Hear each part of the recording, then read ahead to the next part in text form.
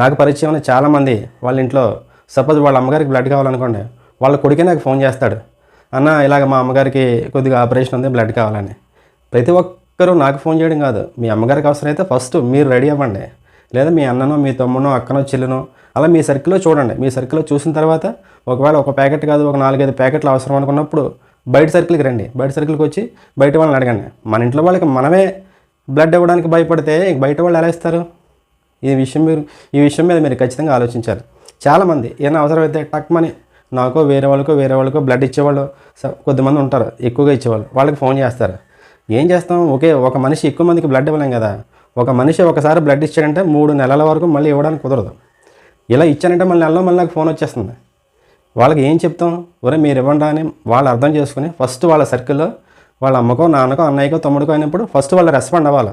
ఈ బ్లడ్ ఇవ్వడం వల్ల ఏ విధమైన ఇబ్బంది ఉండదు. మనం ఇచ్చిన బ్లడ్ వారం రోజుల్లోనే తిరిగి మన బాడీకి అబ్జార్బ్ అయ్యి మన బాడీకి ఆటోమేటిక్గా వచ్చేస్తుంది. దానికి మనం సపరేట్ తిండి అని తినవసరం లేదు. మనం డైలీ తినే తిండిలోనే ఆటోమేటిక్గా మనకు వారం రోజుల్లో మన బ్లడ్ మనకు వచ్చేస్తుంది.